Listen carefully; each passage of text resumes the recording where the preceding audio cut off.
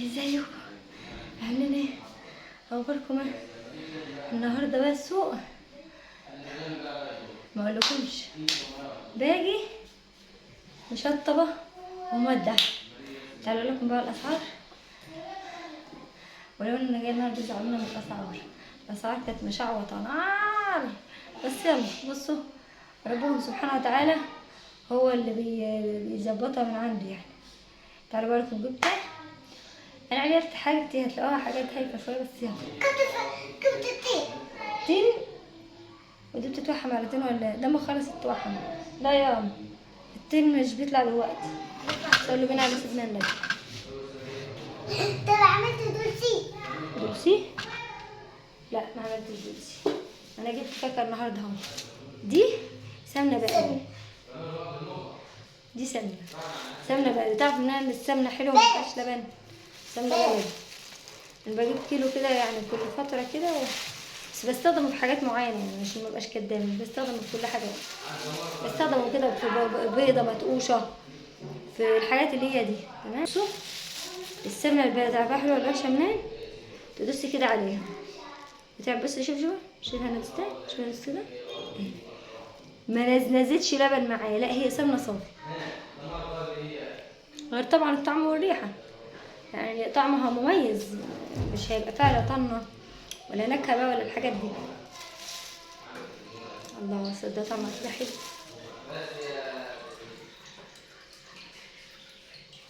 طعمها حلو. قلت له شوفي في تاني. الله. انت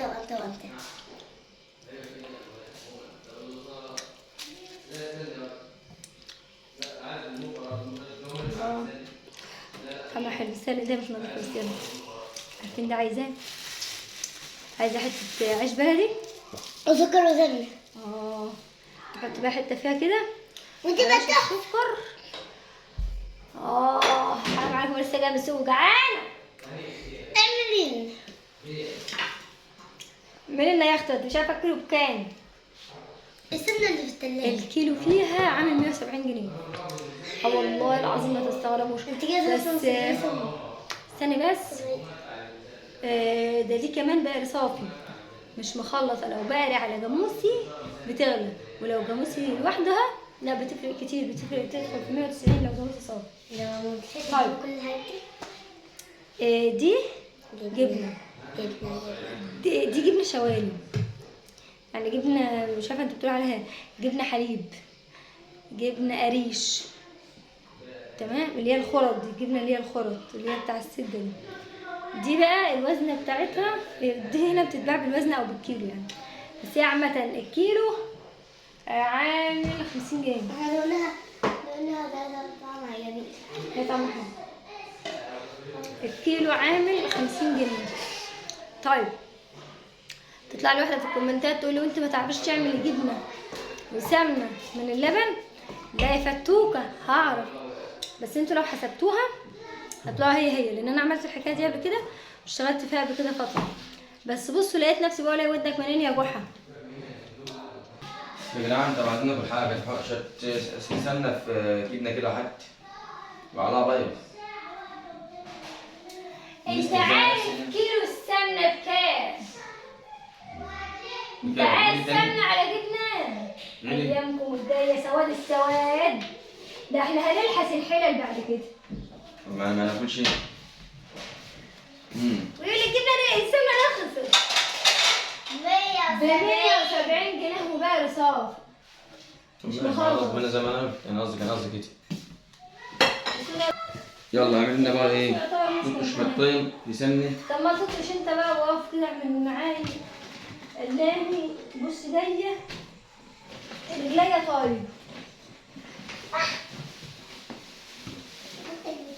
الملوخيه اعتمد الملوخيه بكام؟ الملوخيه 15 جنيه. الملوخيه البلدي ب 15 يا بنت تغسل المعلقه وتطلع بعدين. جايبه نص المعلقه تاخد حاجه غسيلها في حاجه. ربطه السبانخ ب 4 جنيه. انت عارف الشركه مش عايز تعرف. لا لازم انا عارف انا عايز اتصل عشان ما تصدمش. خمسة عليكم من العين. وهنا يا اخت الراجل جالي صدمة بعيد عنكم، عمال يقول انت بتستعبطي، امال انت كل ده صرفتيه ومش مقدر بعد كل التعب اللي في السوق، والواحد بيمشي هنا وهنا وما بجيبش كمان الحاجة الغالية، وفي الاخر كمان مش عاجبه بيتعارك معايا. قعدنا طبعا طول اليوم منكدين، بس قلت مش مشكلة، المهم ان انا جبت طلبات بيتي وجبت حباية فاكهة علشان الانيميا اللي عندي دي، عادي عركة فوت ولا حد يموت. التفاح البلدي تجيبها بلسان ولا ب 30 جنيه، ب 30 جنيه كيلو واحد والله. يا ماما ايه يا ماما ايه؟ انا خدت طب استني طب استني، وما غسلتش ليه؟ اغسلوه، اغسلوا الحاجة بتبقى محطوطة في البتاع والأرض والدنيا والتراب. محدش ياكل حاجة من الغسيل. بصوا ده بلح نشافي، البلح النشافي ده بيتباع بالكيلو. بصوا هي قالت الكيلو ب20 بس احنا ضحكنا عليها وخدناها ب15. الخوخ ب40 جنيه بس انا ضحكت على الراجل وخدته ب20. شوف انا يا بابا بكام؟ ضحكت على الراجل وخدته ب20. بكام؟ ها؟ مش هصدقني. والله العظيم خدته ب20. بتقول ب 40 انا خدت ب 20. ايوه ما ده اللي حصل. ازاي بقى؟ فاكرين ما يعني. انا ضحكت عليه. يا سلام. خدته الصغير يا غريب لازم يعني تسيح. الكبير ب40 جنيه، انا خدت الصغنن منه ب20 عادي يعني، والدنيا هتمشي والعيله ياكل، مش لازم اجيب منها ب40 جنيه. السوق بيبقى فيه كل حاجه. السوق الحاجات بتبقى رخيصة. ما كده رخيص.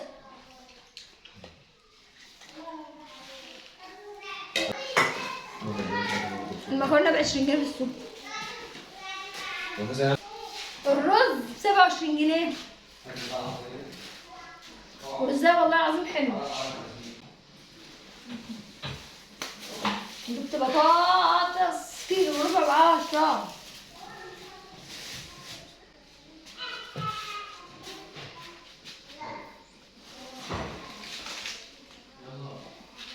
الخضرة 3 جنيه. السوق كل حاجة تلاقي منها الغالي والرخيص والوسط، بس بصراحة يعني بصوا بحب امشي كده خير الامور اوسطها. مثلا يعني انا اللي خلاني اروح اجيب كيلو خوخ ب50-60 جنيه، لا بجيب حاجة مثلا ايه ب20-25، يعني منها احنا هناكل والعيال هياكلوا، ومنها يعني حنانة شوية الرحمة والله العظيم. دي طماطم ولا مشوصة ولا مدودرة اي حاجة، طعمها زي السكر الصافي بس حجمها صغنون، مرة يعني مرة. هتقولي لأ، فجأة بقى تزعل، لا حتى عاملة زي الطماطم الغالية اللي هي بتاع اسمها اللي هي شيري اللي بيقولوا عليها دي.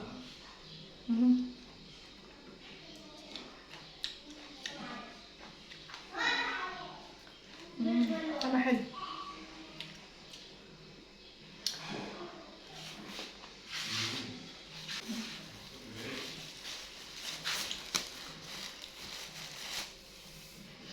الخيار كله ربع ب10 غالي ده.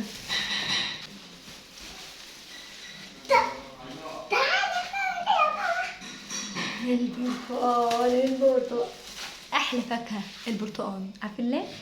عشان ارخص فاكهه، الكيلو 6 جنيه، مفيش فاكهه كده حلوة قوي. انت البقى كلها كده. يا ريت يا اختي يا ريت. كنت زمان كانت ارخص من كده. من زمان بقى يا بنتي ارخص من كده. كده بقى بعد ما سوينا قلت اطلع ايه ابص على الطيور ماشي، عشان البطه كان خلاص يعني المفروض ان هي تفقس في يا امبارح يا النهارده. انا كمان انا امبارح ما طلعتهاش فطلعت لها النهارده الاثنين، ربنا يسترها بقى. اللهم صل على رسول الله. بسم الله ما شاء الله، بسم الله ما شاء الله، بسم الله ما شاء الله. اللهم صل على رسول الله.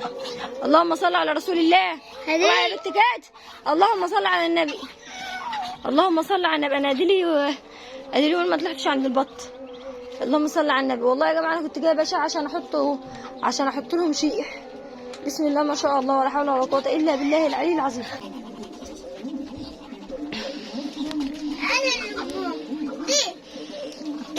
ام صدرة بقى اللي واقفه لهم دي.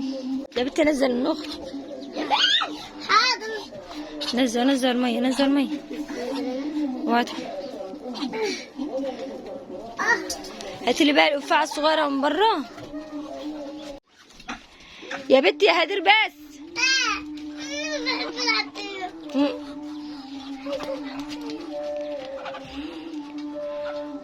خلاص يا ريت. مش عارف.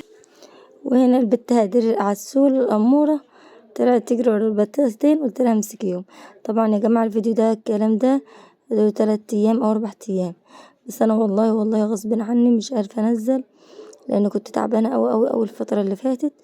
ورحت كشفت وعلقت محاليل وكالعادة اللي انتوا عارفينها يعني. يلا الحمد لله. احنا 80% هتبقى فاس. بس بصراحه ما كنتش متخيله يا جماعه ان هي يعني بسم الله ما شاء الله الله اكبر الله اكبر الله اكبر ان هي تتقسم كل مره واحده. بسم الله ما شاء الله يعني الله اكبر يعني. انا ما طلعتش امبارح بعيد عنكم، كان في حالات قلب الشارع عندنا خلى الجسم كده زيادة. ما قدرتش اعمل. نسيت الطرحه جوه.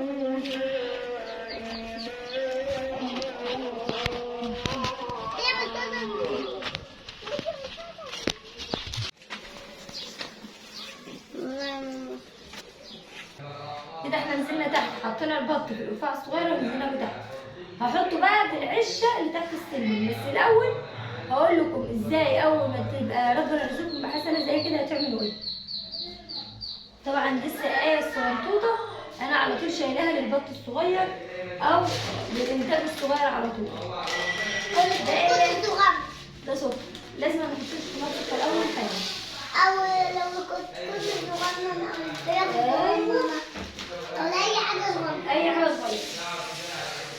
حتى لو خروف صغنون.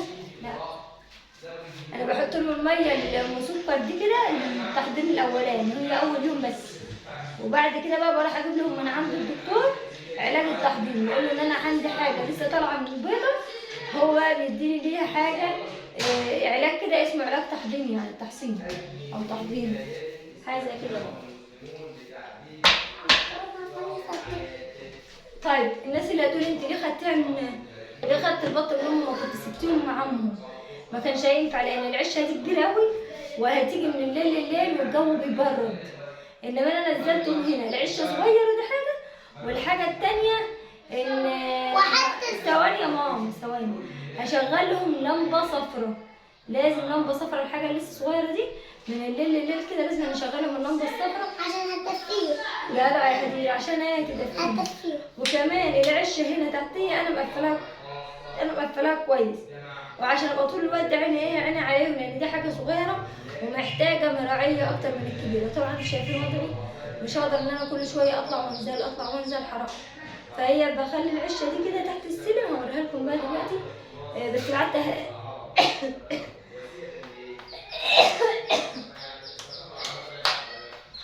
ودي طبعا عادة كل ست مصرية، تعمل فيها سباك وقت السباك وتعمل كهربائي وقت الكهرباء. طبعا هنا الدواية لقيتها بايظة، بعت البت قلت لها بسرعة يا بت روح هات لنا يلا دواية غيرها، ومسكت بقى السلك زي ما انتوا شايفين كده سلخته وحطيت سلك هنا وسلك هنا، واللي ماسكاه في ايدي ده مفك يا جماعة، بس مفك بعد عنكم تعبان حاله شوية بس مش مشكلة، المهم ان هو بيقدر يطلب وخلاص. طبعا بمسك الدواية اعملها. لو وصلت لحد هنا متستخسرش في اختك بقى كومنت حلو واشتراك بقى يا وزة لو لسه ما اشتركتيش. طبعا انا بطلع على السلم بصوا زي البطريق بالظبط عبال ما بطلع وانزل. الحمد لله رب العالمين. بالله عليكم يا جماعه بالله عليكم ادعوا لي بتيسير الحال، لان انا فعلا محتاجه كل دعوه منكم الفتره دي. طبعا هنا انا بجيب اللي هي الكليبسات دي اللي بتحط فيها البتاع ده الفيش دي صغيره كده عارفين 3-4 بجنيه انا دول اصلا الراجل عطاهم لي كده من غير فلوس، شحتهم برضو. بمسك بقى هنا بعمل نفس المشبك ده. طبعا هنا كان باين عليا التعب لان قعدت يومين ورا بعض شغل شغل شغل وتعبت، بس الحمد لله رب العالمين. يعني زي ما انتوا شايفين كده اهو، ده عملت مش هقول لكم كائن بطريق والله. قبل ما دخلت العشه ما اقولكوش بحس بتعب رهيب لان يبقى بقى صغنون شويه. طبعا هنا بقى مسكت السلك، الاضاءه مش باينه قوي لان طبعا لسه ما ركبتش لنده. على فكره انا بركب اللنده الصفرا لمده اسبوع بس، انما بعد الاسبوع خلاص بحوش الصفرا واحط بقى اللمبه البيضه، لان طبعا هما بيبقى لسه صغننين زي البيبي الصغير، محتاج يتدفى اكتر شويه. انا بقى بركب اللمبه، كنت خايفه قوي بصراحه للدويه اشتغلت. لايك بقى للمبه شغاله. لو وصلت بقى لحد هنا يلا اذكر الله وصلي على الحبيب الغالي عليه افضل الصلاه والسلام. يلا تعالوا اقول لكم بقى لو حطها في الشوربه علشان اظبطها، بس لازم اشوحهم مع بعض الاول. هنا بقى لو انت عايزه تاكلي احلى شوربه تعالى اقول لك هتعمل ايه. احنا بنحط الاول اللحمه او الفراخ او البط ايا كان وات ايفر الحاجه اللي تعمليها، نحطها على نار سخنه، على حله سخنه، وتروحي مشوحاها من الجنبين.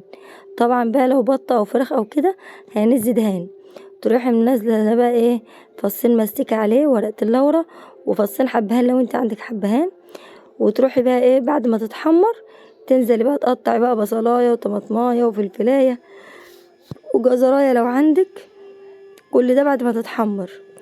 وكلي واشربي احلى شوربه وكلي احلى لحمه باحلى طريقه في الدنيا كلها. وصلت لحد هنا لايك وكومنت. هو ايه؟ كوارع. لا مش لازم كمان. ده بقى كوس القلقاس انا كنت مفرزاه هنعمله النهارده، وجبنا بقى الخضار السلق والكزبره والخضار بتاع اسمه بتاع القلقاس. خليكم بقى معايا هوريكم تركايه انا بعملها في القلقاس تخلي القلقاس سخني مره، سخني اتنين، سخني تلاته، سخني طول الاسبوع. القلقاس كل حبايه بحبايتها، ولا مزلق ولا مسايح كده ونايح من بره ولا اي حاجه تكون، وهيبقى سكر. بس لو وصلت لحد هنا واحد نسلاك الغالي يا غالي البنات يقرطفوا لي الخضره والسبانخ اللي انا جايباها للقلقاس. تعالوا نقفل على البطايتين علشان لو الجو بيجي الجو برد من الليل لليل، علشان اجي من بالليل لليل واروح منزلهم حاجه زي الخيمه كده على القشه. تعالوا معايا اوريكم انا هعمل ايه. طبعا بقى يا جماعه انتوا زي ما شايفين العشه اللي تحت السلم كلها سلك، ما كانش ينفع اطلاقا ان انا اعملها كده واسيبها كده. دي مفرش بتاع سرير انا عاملاه دايما للعشه دي، من ساعه ما عملتها بحطه عليها. بمسكها بقى بالدبابيس اللي هي الضغط دي اللي بتيجي من المكتبه، وبمسكها بقى واروح مدبساها.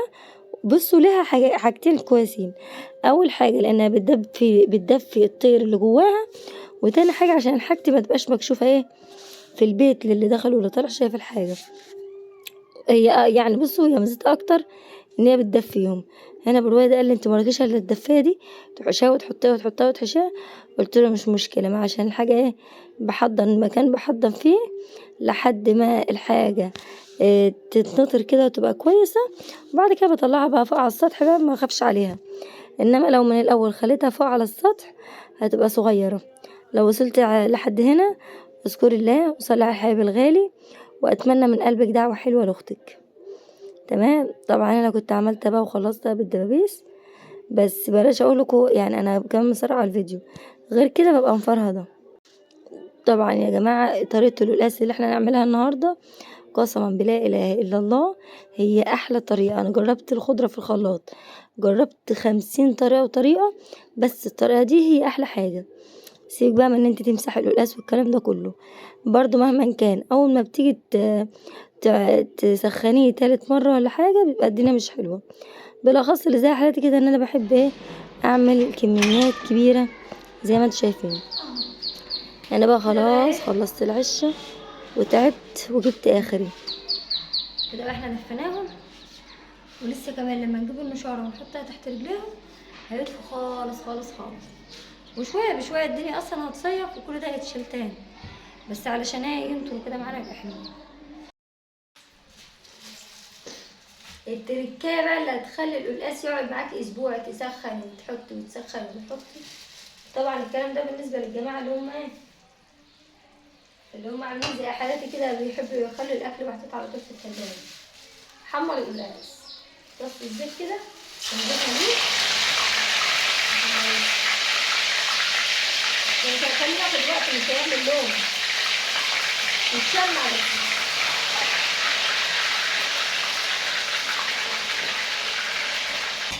بصوا لازم يبقى مخرخش كده، التخرخشه دي هي اللي هتخليه مش هيموعط معاكي كده، ولا يزلق ولا يزمزق، ولا اللي هي الحاجات اللي دي.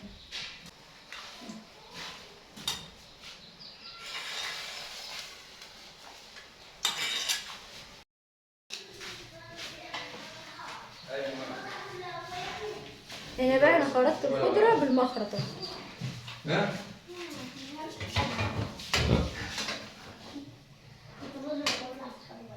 طب يلا اغسل. كان السوق انا اللي تمام انا عشان مش قادره اعمل. ما تعملوش في الخلاط بس يا دي، ما تعملوش ايش؟ في الخلاط اللي هو على الخضره. الخضره ده نعملها في الخلاط. في ناس بتعمل الخضره في الخلاط. انت بتتكلم في هي الدهان يا بنت الخضار. انت يعني الدهان ده اختار وصلك كده ولا نمت ايه؟ انا نمت ايه؟ وصلك ايه؟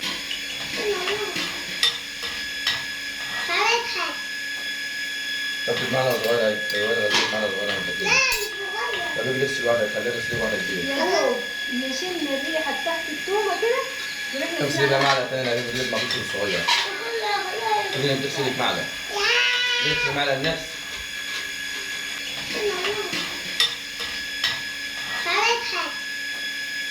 طب معنا صغيرة اهي، صغيرة غزير معنا صغيرة.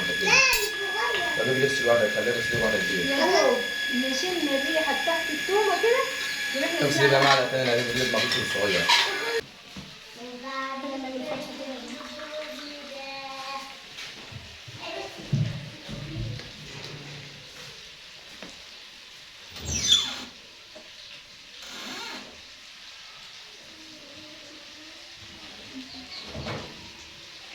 واو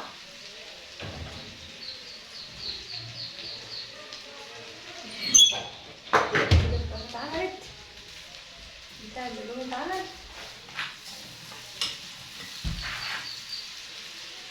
عشان نضرب في التوم ده تنزل بالخضرة. في ناس بتقعد تحط بقى الخضرة دي في البتاع ده.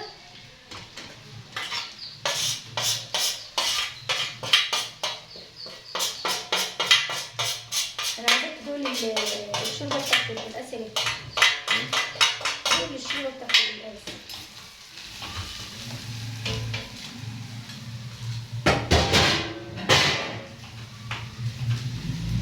كده عايزين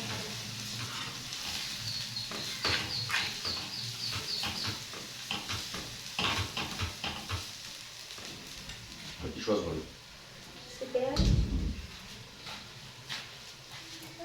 كل تدخل هذه الشفافية.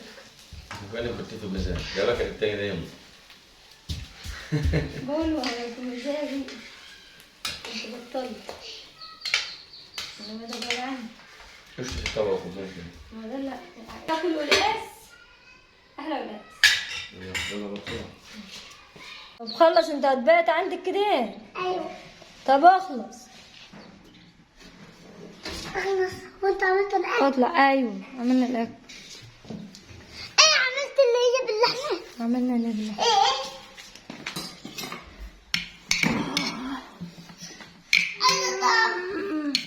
هاتوا طبق. وعلى فكره في جوه في الحله انا عاملين لكم شويه ملوخيه بتاعت القلقاس لوحدها. احنا بيقولوا على الشوربه بتاعت القلقاس ملوخيه. احنا تمكم فين المعلقة؟ بصوا بقى خلي المعلقه الكبيره بتاعتي. شايفين منظر قلاس؟ ادي 1 2 3 شايفين الشوربه؟ يعني الحلوه غير الكبيره. ولا بقى حاجه مخطه طب روح ولا اغسل لي مزلقه. واحد. شايفين؟ تروح تغسل واحد دايما تاكله بالصغير. بسم الله ما شاء الله عليه. يا ابو رويده القلاس لما بيقعد لتاني يوم بيبقى اجمل من اول يوم. بيبقى مخط كده ولا لا فيه طبعا. حاجات كده؟ ده بيبقى اجمل من اول يوم وماسك نفسه. يبقى ماسك نفسه بيفضل زي ما هو، نعمل فيه مرة واثنين وثلاثة زي ما هو. طبعا ديت الخلطبيطة بتاع رويدة وهدي. شايفين الرز فلفل، وهنا دي بقت ايه اللحمة بنعملها بطماطم. ولو وصلتوا بقى لحد هنا تعالوا تغدوا معانا او تعشوا. تمام.